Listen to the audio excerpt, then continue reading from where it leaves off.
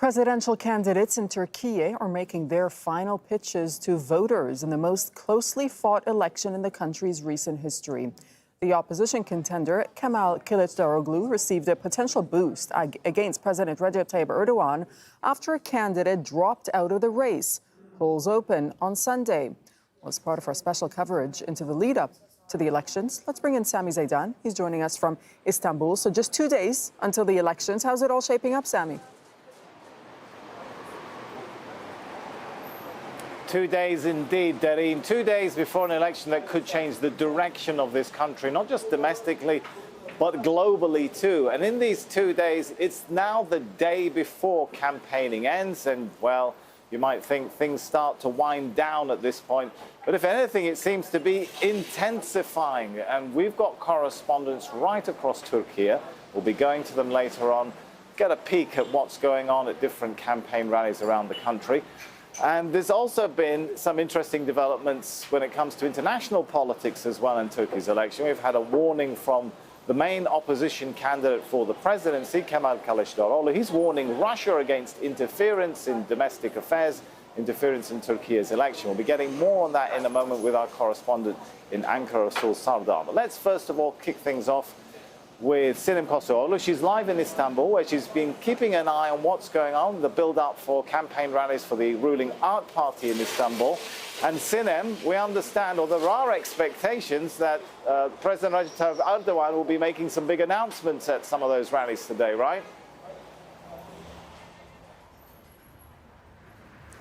Well, Sami, yes, the politicians, the candidates are actually finalizing their rallies today and tomorrow. And as of 6 p.m. tomorrow, Saturday evening, the restriction will totally be in place. No one will be able to do any propaganda or any campaigning. Right now, there are smaller campaigns rather than big rallies that we saw last week and during this week. However, we are waiting for President Erdogan to come to some special districts in Istanbul. Normally, he always spends Fridays in Istanbul and the weekend as well. And tomorrow, again, he's going to be in Istanbul, especially in Beyoğlu district, where he started his political career as a local politician before becoming a mayor of Istanbul. And there are very strong suggestions that tomorrow evening, when he speaks on national TVs, he's expected to speak around 10 p.m. local. He's expected to give some information about the new economic plan of the government. You know, because of the high inflation, the depreciating Turkish lira, and the rising cost of living, the hyperinflation, everybody started to blame the government, especially the president, who has interfered in the central bank's monetary policies. And many blame President Erdogan for this high inflation, as he has been against the orthodox rules of fiscal policies.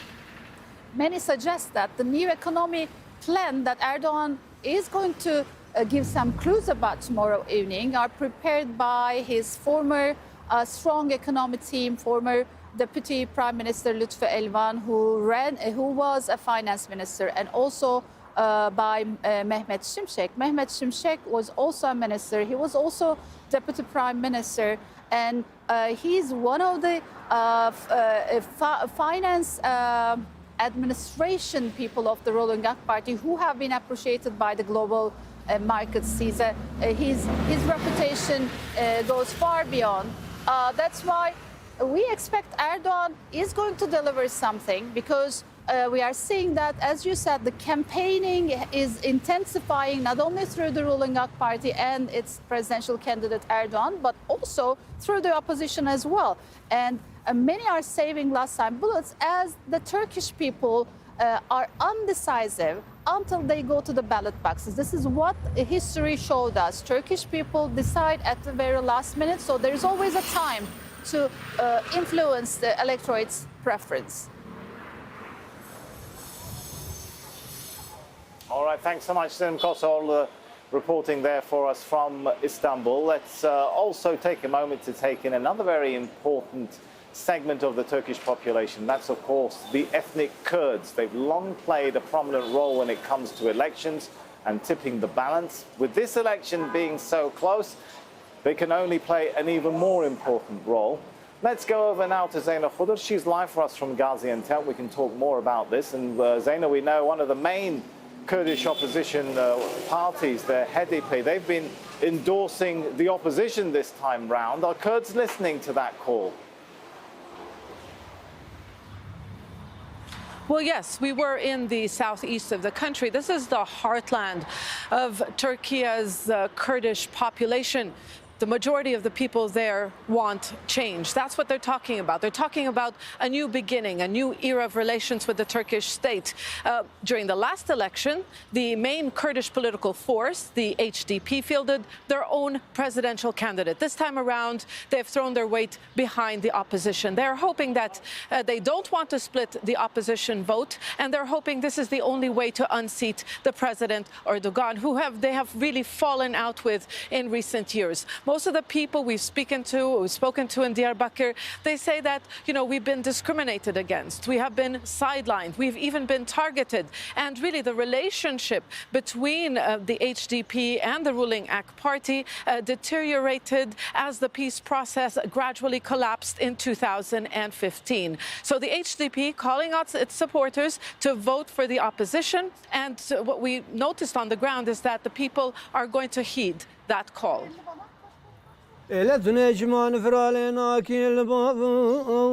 Stories from the past. Oral culture passed down from one generation to the next. Here, in Turkey's Kurdish heartland, there's a long history of struggle that many say hasn't ended.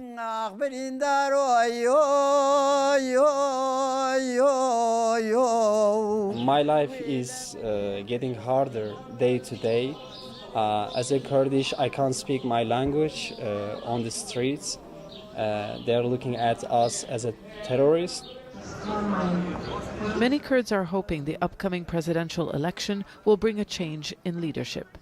They accuse President Recep Tayyip Erdogan of implementing undemocratic policies.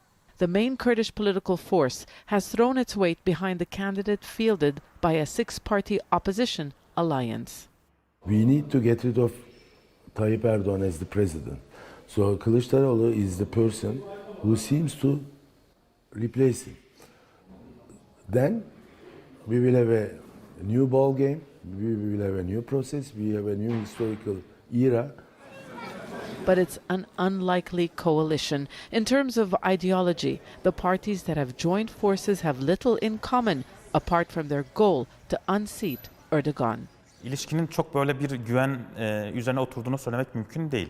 The relationship between the opposition nation alliance and HDP is not based on trust. And Kurdish voters know this, but there is no alternative. Traditionally, the Republican People's Party had little support among the Kurdish minority. Before the AK party came to power, CHP-led governments suppressed their rights. In the last election, the party's candidate received just less than 10% of the vote in Kurdish majority areas. But now, CHP leader Kilicdaroglu is saying the right things, promising to resolve Kurdish issues in parliament and release political prisoners. But not everyone is convinced. They're using us Kurds. All the parties are trying to benefit from us for political bargaining. For now, many Kurds are focusing on what their vote can do. Possibly tip the balance in what they say is a crucial ballot and usher in a new chapter in the country's history. Kurds will have an important voice in Sunday's election, at least 10% of the vote. Sami? All right, thanks so much, Zeyna Khudr there from Gaziantep. And of course, a lot of rallies going across the country, a lot of activity going on between political parties. Let's go to the seat of political power in this country, in Ankara. Rasul Sardar joins us live from there. And Rasul, first of all, before we get into the aspects of the horse trading going on behind the scenes, I want to start with that warning by Kemal Kilicdaroglu, the main opposition candidate for the presidency, a warning against Russia. Tell us more about that. Why did he warn Russia? Well, it is quite interesting now that, after huge pressure from the main opposition party, CHP, on Muharrem İnce to withdraw from the presidential race, then we have seen that in the last couple of days, there have been some of the montages, some of the tapes, disturbing images, videos being circulated on social media. And then yesterday, Muharrem İnce just came in front of the cameras and has announced that he's withdrawing from the presidential race because if the opposition loses on May 15, he doesn't want to be the scapegoat, he doesn't want to be blamed. Just hours after that, we have seen that the presidential candidate of the opposition ally, Kemal Kilicdaroglu, has tweeted and said, "Dear Russian friends, we know that you are behind these montages, behind these conspiracies, videos that were circulated on social media. And if you want to remain as friends, get your hands off the Turkish state." So he simply said, Russians, that you are interfering into the Turkish electoral system or the Turkish election. And I've been talking to some of the sources from CHP, whether their leader is just making a kind of situational assessment or whether he has some concrete evidences. They told me that their presidential candidate, Kemal Kilicdaroglu, has some concrete evidence that Russians are interfering into the electoral system of the Turkey and also interfering in their election campaigns, because Kemal Kilicdaroglu is promising better relations with Europe,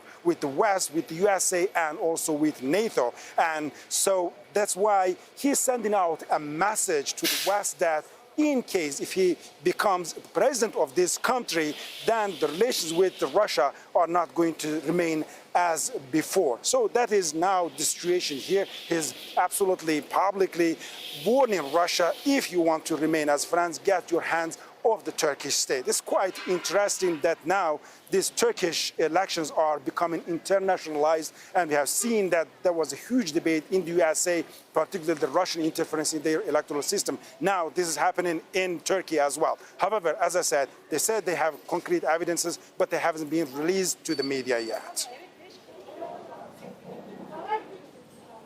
It's really interesting, Rasul, because it also gives us a little bit of insight as to perhaps the foreign policy directions of the opposition camp should they come to power in these crucial elections. Let's talk a little bit about that horse trading going on behind the scenes. We know there's intense contacts going on between the camp of the presidential candidate who pulled out, Muharrem İnce, yesterday, and Kilicdaroglu, the main opposition candidate for the presidency. What are they working on? Is some kind of endorsement coming together here? Well, yesterday there has been some of the claims being mostly circulated on social media that CHP has sent an invitation to Muharrem İnce to attend their rally, which is going to be held today in Ankara. However, just after that, we have seen that Muharrem İnce has released a statement saying that he hasn't received such an invitation.